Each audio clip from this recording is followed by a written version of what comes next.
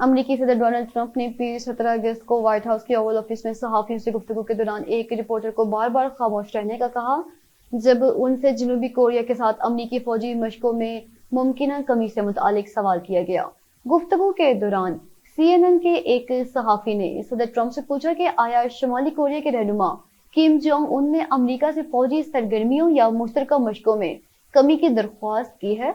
Reporter की जानिब से सवाल जारी रखने पर ट्रंप ने सख्त लहजे में खामोश रहने का उसे कह दिया और मजीद सवाल की तरफ बढ़ गए। ये वाकया ऐसे वक्त में सामने आया है जब जजीरा नुमा कोरिया में अमरीकी फौजी मौजूदगी, जनूबी कोरिया के साथ मुश्तरका मशकें और शुमाली कोरिया के साथ ताल्लुकात एक बार फिर अहम सफारती और सिक्योरिटी मौजू बने हुए हैं। अमरीका और जनूबी कोरिया तवील अरसे से मुश्तरका फौजी मशकें करते आए हैं, जिन्हें दोनों ममालिक दिफाई तैयारी और इलाकाई सलामती के लिए जरूरी करार देते हैं, जबकि शुमाली कोरिया उन मशकों को अपने खिलाफ दबाव और मुमकिन फौजी खतरे के तौर पर देखता है। ट्रंप माजी में भी शुमाली कोरिया के साथ बराह रास्त सिफारतकारी और किम जोंग उन के साथ मुलाकातों को अपनी खारजा पॉलिसी के अहम इक़दामात में शुमार करते रहे हैं। इसलिए रिपोर्टर का सवाल मुमकिन नई सफारती पेशरफ्त के तनाजुर में अहम समझा जा रहा था। ताहम ओवल ऑफिस में होने वाली मुख्तसर गुफ्तगू के दौरान सदर ने इस सवाल की तफसीली वजाहत देने के बजाय रिपोर्टर को रोक दिया। ये लम्हा जल्द ही सियासी और मीडिया हलकों में तवज्जो का मरकज बन गया, जहां एक तरफ ट्रंप के हामी उसे रिपोर्टर्स के जारहाना सवालात के खिलाफ सदर के सख्त अंदाज के तौर पर देख सकते हैं, जबकि नाकदीन इसे मीडिया के साथ उनकी तवील अरसे से कशीदा ताल्लुकात की एक और मिसाल करार दे सकते हैं। ट्रंप और अमरीकी मीडिया के बाज़ इदारों के दरमियान ताल्लुकात पहले भी कई मौक़े पर तनाव का शिकार रहे और ओवल ऑफिस में ये ताज़ा वाक़या इस वसी तर कशीदगी की एक नई झलक बनकर सामने आया। आगे बढ़ते हुए आपको बताया, चीनी हुकूमत की जानिब से ज़लज़ले से मुतासरा कोलंबिया के लिए हंगामी इंसानी इमदाद सामान बीजिंग से रवाना कर दिया गया है, जिसका मजमूई वज़न तकरीबन 80 टन बताया गया है। इमदादी सामान में बिजली के जनरेटर्स, पानी साफ करने वाली गाड़ियां, जरासीम कैशनर्स, शमसी तवानाई से चलने वाली रोशनी के आलात,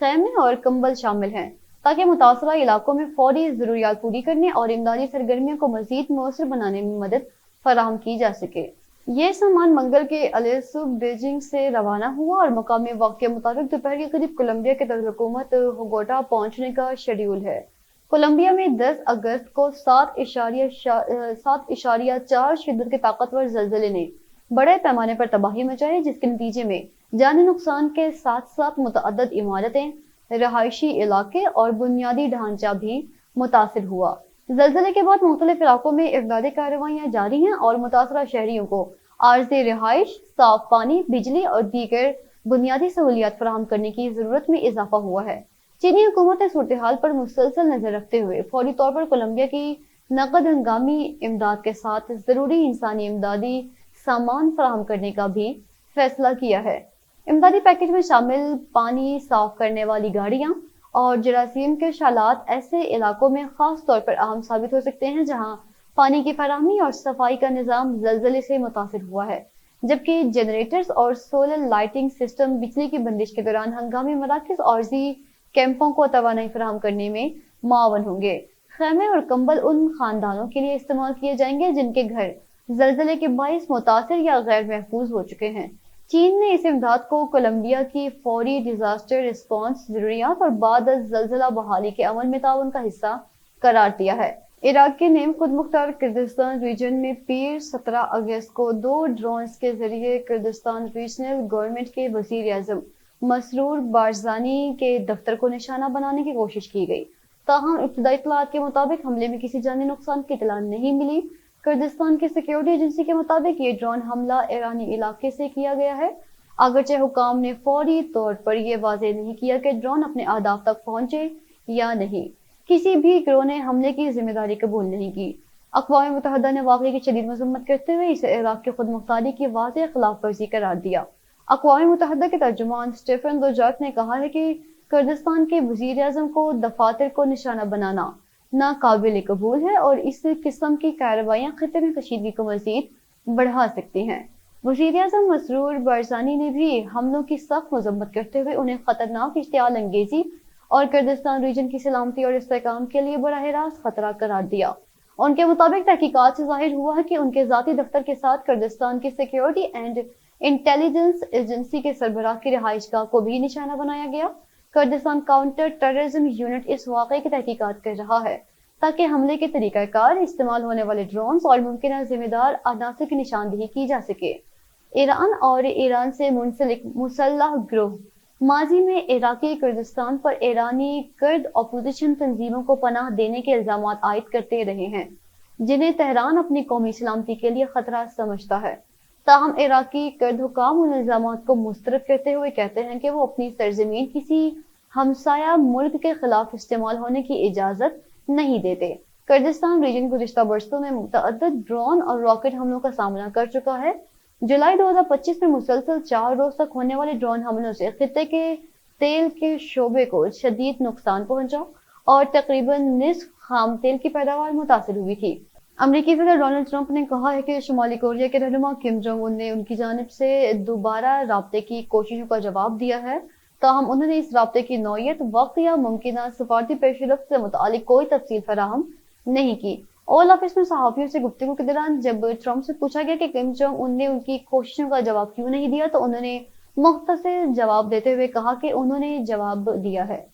یہ بیان ایسے وقت میں سامنے آیا جب ٹرمپ انتظامیہ نے جنوبی کوریا کے ساتھ مشترکہ فوجی مشقوں میں نمایاں کمی کی ہدایت دی ہے۔ صدر ٹرمپ نے ان مشقوں کی لاگت اور سول کے بعض علاقائی معاملات میں امریکی پالیسیوں سے اختلاف کو اس فیصلے کی وجہ قرار دیا، جبکہ شمالی کوریا طویل عرصے سے امریکہ اور جنوبی کوریا کی مشترکہ فوجی مشقوں کو اپنے خلاف جنگی تیاری قرار دیتا رہا ہے۔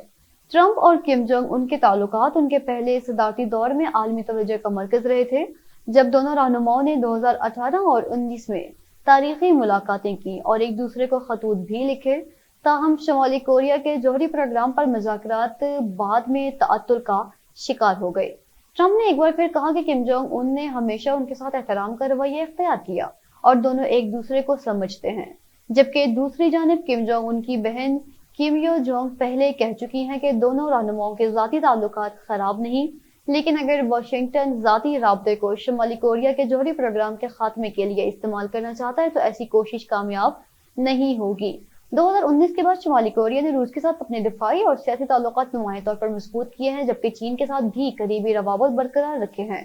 پیونگ یانگ پر روس کی یوکرین جنگ میں فوجی مدد فراہم کرنے کے الزامات بھی عائد ہوتے رہے ہیں، جن میں شمالی کوریائی فوجیوں اور میزائلوں کے استعمال کے دعوے شامل ہیں۔ اسی دوران روسی وزیر خارجہ سرگئی لاوروف نے شمالی کوریا کے ساتھ تعلقات کو ایک نئے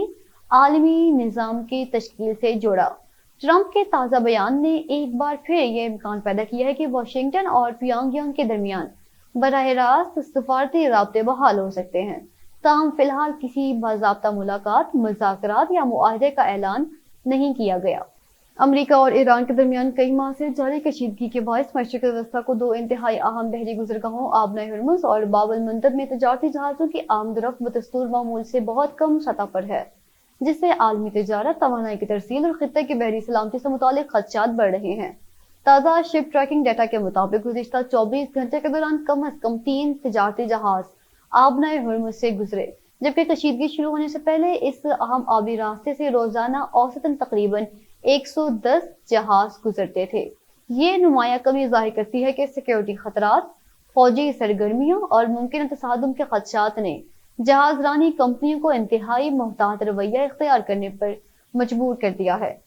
جبکہ دوسری جانب باب المندب آبنائے سے گزشتہ 24 گھنٹے کے دوران کم از کم 37 تجارتی جہازوں کی آمد و رفت ریکارڈ کی گئی، تاہم یہاں بھی صورتحال معمول کے مقابلے میں دباؤ کا شکار ہے۔ امریکی سینٹرل کمانڈ نے بتایا کہ اب تک اس کی فورسز نے 64 تجارتی جہازوں کے راستے تبدیل کرائے، 3 جہازوں کو غیر فعال کیا اور 2 دیگر جہازوں پر سوار ہو کر علاقائی بحری قواعد پر عمل درآمد یقینی بنانے کی کارروائی کی۔ ان اقدامات سے ظاہر ہوتا ہے کہ خطے میں تجارتی جہاز رانی اب صرف اقتصادی نہیں بلکہ براہ راست سیکیورٹی اور فوجی نگرانی کا معاملہ بھی بن چکی ہے۔